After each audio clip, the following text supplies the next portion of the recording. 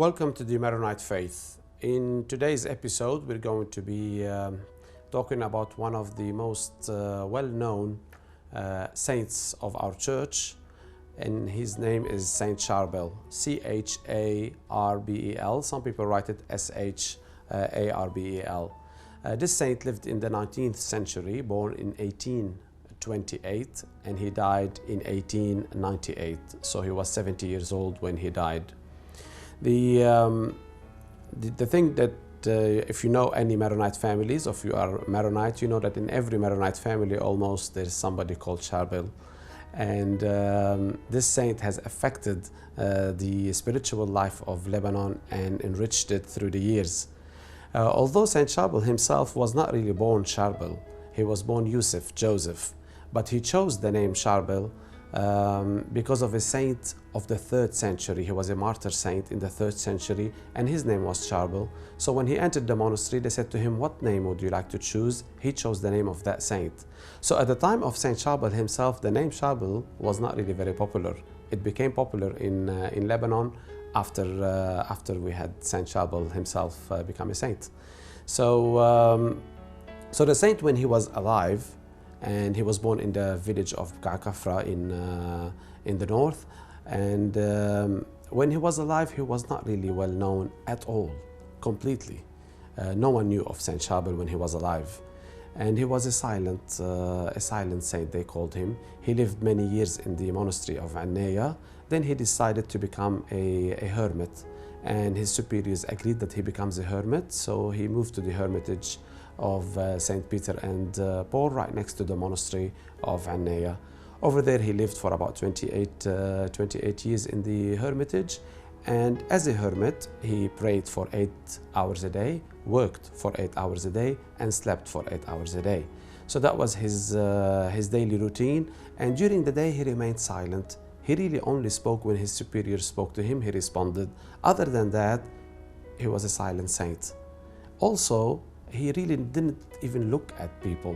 He just was pondering on himself. That's why we see in his icon, his eyes are closed. He is actually working on his spiritual growth and looking at his own faults in order to become more and more Christ-like, not at other people's faults and basically judging them.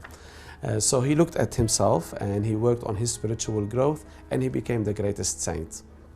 How did he do that? Like all saints, you become a saint by God sanctifying you. It's by meditating the life of Christ and becoming more Christ-like that you become a saint. It's a grace from God. And God bestowed upon Saint Charbel certain graces. The grace that he bestowed on him when he was alive was the grace of prayer. He was a very prayerful saint, and as we mentioned beforehand, his prayer was a silent prayer. And as he prayed during the years, all what we know of him when he was alive is one miracle that was basically that we know of when he was alive. Other than that, we know nothing. His life was very simple, and just a hermit living in the mountains. So what is this miracle? Many of you probably know it. It's that one day he wanted to pray, but they had no oil to put in the lantern. So they gave him water, thinking he's an old monk.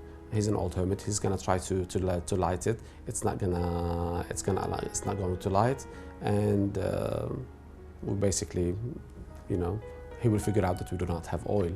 So they put water in his lantern and gave it to him, the custodian of the hermitage, and then light shone from his cell, brighter than when he used to use oil as to light his cell. Anyway, this is the only miracle that we know of at the time of during the life of Saint Charbel. But if we look at the essence of this miracle, it is God was giving a message to us during this just one simple act that happened with Saint Charbel. And God was telling us that if you really want to pray, nothing will stop you. God will clear the way for you in order for you to pray, if your prayer was a humble one and a true prayer in the Lord. So this is what happened to Saint Charbel. Nothing deterred him from praying. One other incident that happened in the hermitage is one day he was praying, and a thunder bolted through the window and hit his robe that he was wearing, the monk's robe, and started burning. and he didn't stop praying. He didn't even feel that a thunder came. That's how deep he was in his prayer, so much so that the monks had to basically turn off the fire in his garment. So when Saint Charbel prayed, he was in full union with the Lord. Now, why did this saint become so famous? It's really after his death. And I don't think it's a coincidence that he died on Christmas Eve. And when he died, the Maronite patriarch happened to have died also at the same time. So everybody, all the monks, all the village, all the hermits were ordered to go to the funeral of the patriarch. Saint Charbel was left only with 2 monks in the hermitage to take care of him, and he died on Christmas Eve. In his funeral, there was only 11 people. Basically, the people that carried him put him there. And at the time, there was a tradition. The tradition was that only the superior of the monastery is allowed to speak in the funeral of a monk or a hermit. And because the superior was at the funeral of the patriarch, no one spoke at Saint Charbel's funeral. His funeral even was silent, just like how his life was. They said, okay, another hermit in the mountain has died, let's bury him and life will continue. But then life turned really busy for that monastery and for that hermitage, with thousands of people coming from all over the world in order to receive the intercession of the saint.